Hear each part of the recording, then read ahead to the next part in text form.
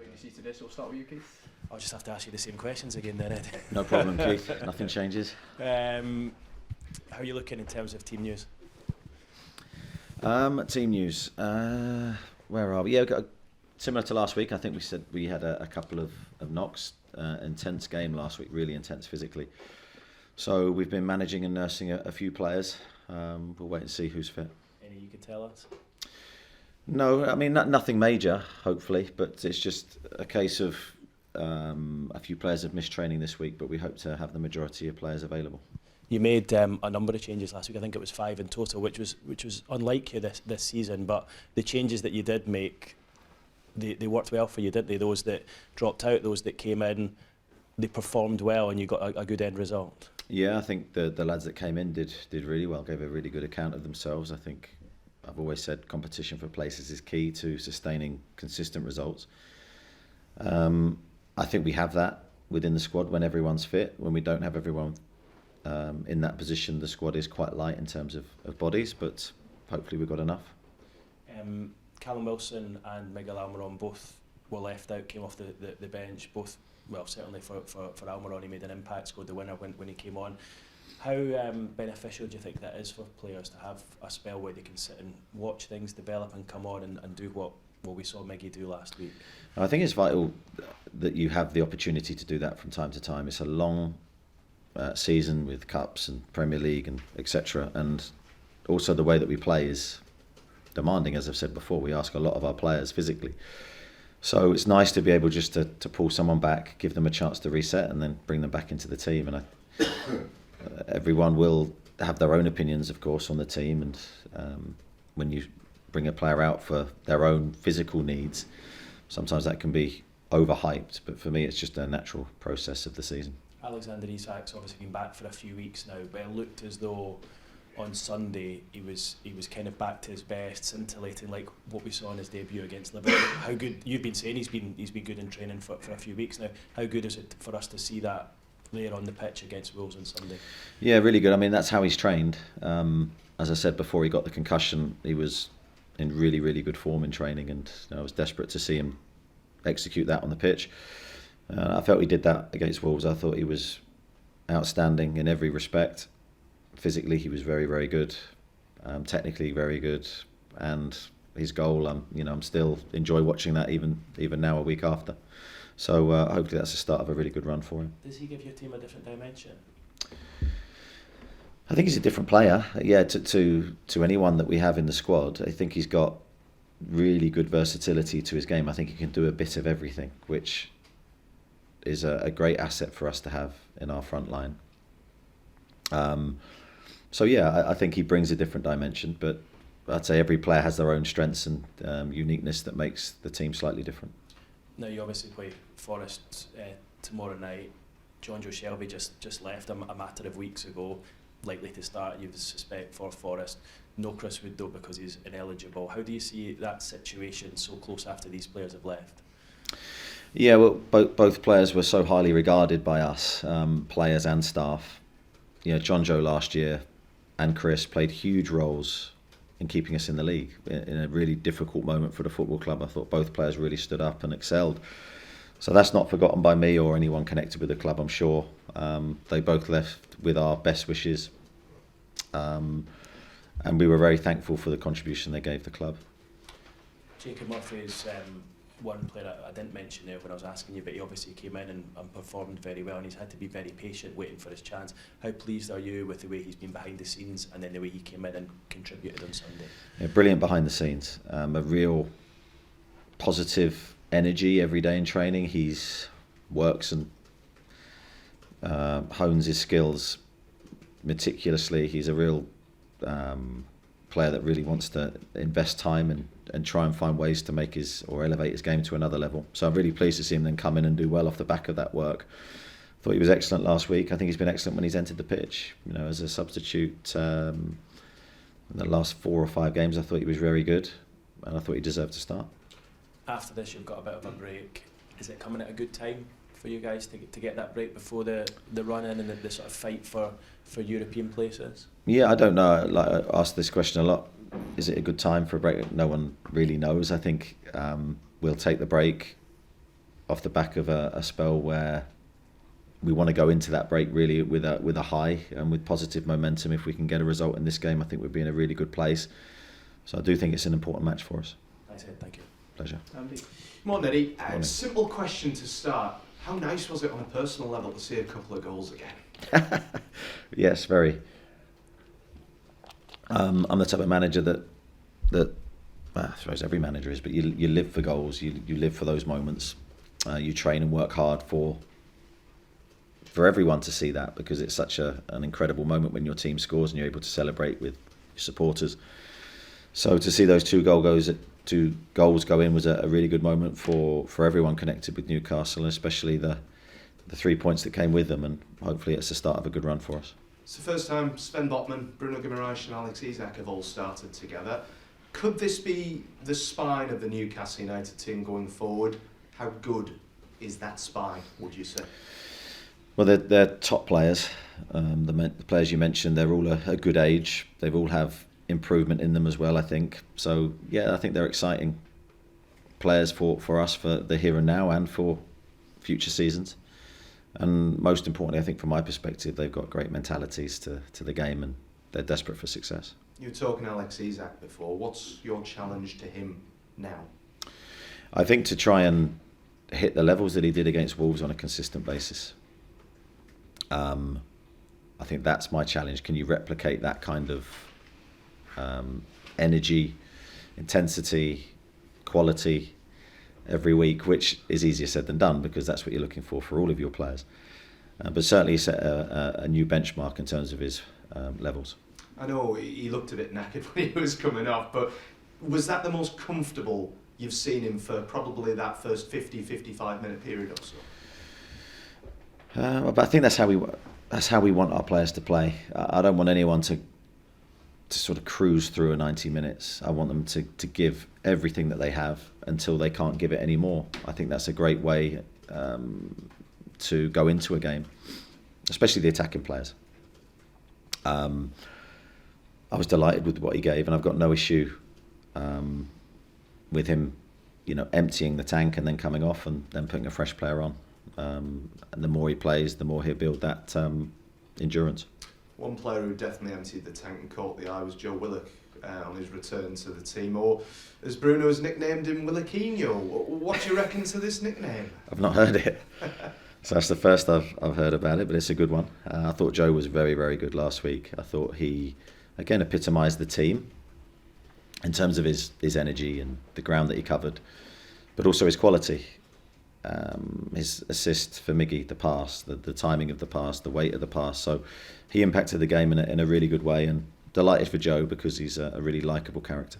Away from a football, I was hearing about a fan whose son had a 15-minute conversation with Amanda Staveley on the train on the way home. And I know football, is seen as quite ruthless, quite a business these days, I suppose. How does it make you feel to kind of hear those human interest stories almost, and hear about the owners engaging directly with the supporters like that? Well, I wasn't aware of the story, but it doesn't surprise me with Amanda and the owners that we have. I think they're very good people, and they want to engage with the supporter base. So I think there is a conversation to be had. They're very open to it, and I think that's a great thing for them to do, to know that they're approachable to the supporters and they will engage. Just a final one on Nottingham Forest. A lot has been made this season about the number of signings that Steve Cooper has made, but how good a job has he done in terms of gelling all of those players together in a cohesive unit like he has?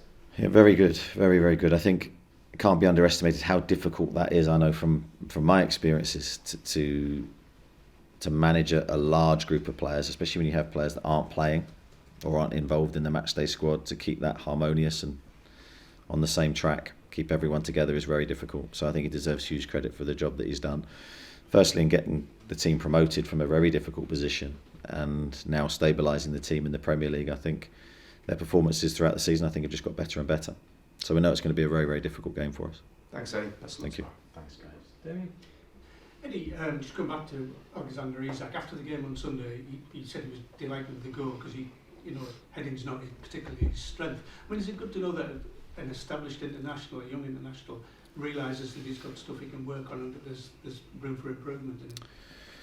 Yeah, I think Alex is a very grounded character. I think he's had a brilliant attitude to his work since he's come to the football club. He works on his game every day. We've been working on his heading as part of our area that we feel he can continue to grow in. But it was an unbelievable header that he delivered, because he's quite a long way out when he makes impact with the ball, and he really does generate power with his header as well. It goes perfectly in the corner, so I think he showed he can do it, and we'd love to see a few more of those. I mean, in the recent past, there have been some great headers of the ball here, Les Ferdinand, Alan Shearer and people like that. Do you show him videos and stuff like that, or is he aware of that sort of? No, I don't necessarily think, no disrespect to those guys, that they were unbelievable headers of a football. But I wouldn't necessarily be showing him clips of that. But I do think repetition and practice for me are the key things. Also, for any striker, it's your movement to get in those positions in the first place. And I think if you look back at Alex's games that he's had with us, he has actually had quite a few headed opportunities. Going back to the Sheffield Wednesday game and some other games where I can visualise in my head where he's had moments where his movement's been good in the box and aerial chances will come his way. Simon? Hey, you mentioned Joe Willock just there, but his qualities. Can he somehow push on to become an England player, an international? And what has he got to do to raise his game to do that? I definitely think that should be an aim of his. I think he has the potential to do it. I'd say for Joe, he has areas to improve, as all the players do within the squad.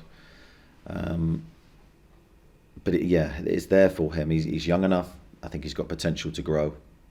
I think since my time here, I think he's been excellent.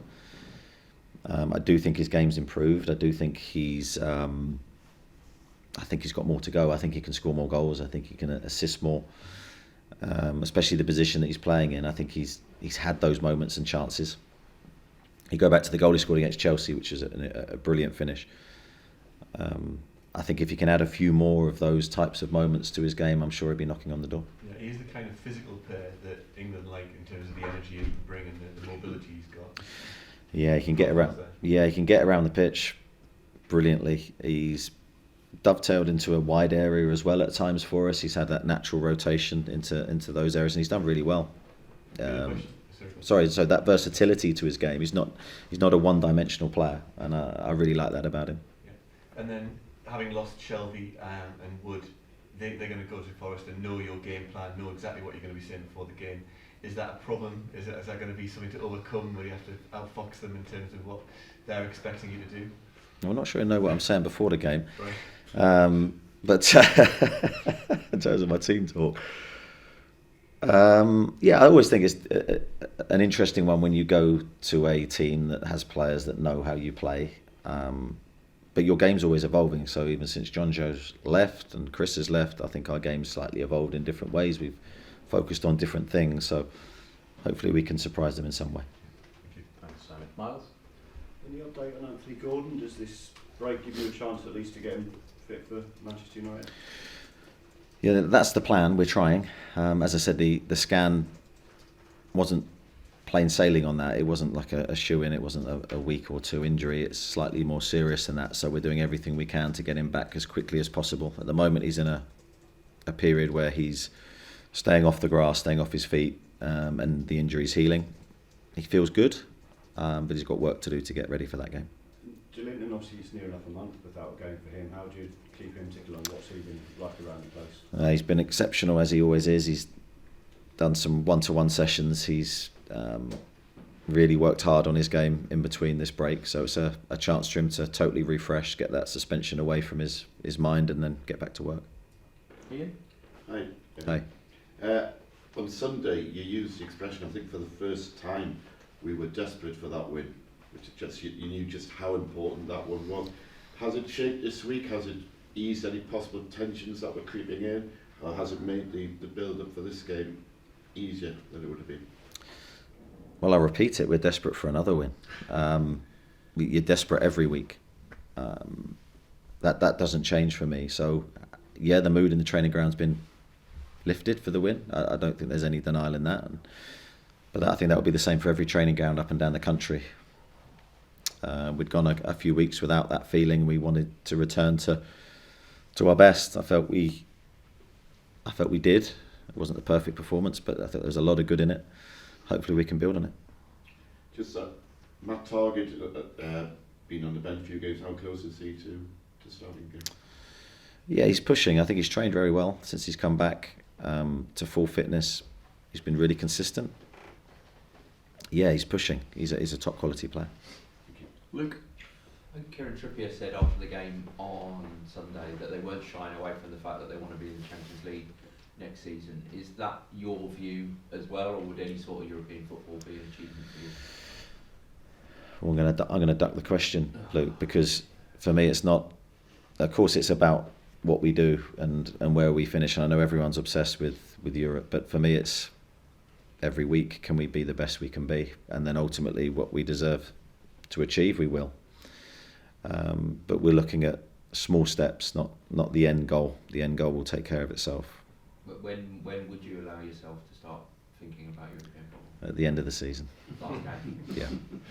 And thirdly, Joe Willock, is he an example to young players that you can go and leave, say, a so-called a big club, established club, and come and play football somewhere like Newcastle? How important is his example to show to other players around England, but also around Europe, that this is a place where you can grow as a footballer? Yeah, I think it's a good question. I think there's different ways to achieve your end goal, whatever your end goal is. So if your end goal is to play for your national team, there's different ways to get there. Joe took a decision to leave, to try and play more first team football. And for me, his career's in a good place. Now there's so much more to achieve for him. It's just a start. But I'd like to think we are a good place for any young player to come and develop their game and improve, and hopefully to get opportunities to excel. Thank you. Greg? Eddie, on the back of the FA Cup game down at Sheffield Wednesday in January, there were many reports from supporters of the distress they experienced in the away end. Now, the club pushed this week for the findings of the safety review to be made public. How important was that the club did that? I think it was very important. I felt we owed it to our supporters to push to reveal the findings of that. Firstly, I'd say that the main priority to any supporter going to a football match is their safety. And if there's anything to learn from our experience in that game that to help future football supporters, then I think it's a must. One of the things which did come out of it was the recommendation that the capacity of the Lettons Lane end be reduced by 1,000. Sheffield Wednesday of last night rejected that. Have you got an opinion on that? I don't really, Craig. I think that's a difficult one for me to comment on. Jordan? Just on Anthony Gordon, how has he reacted since his injury, given he's still relatively new to the club? Disappointed. I think he's very frustrated.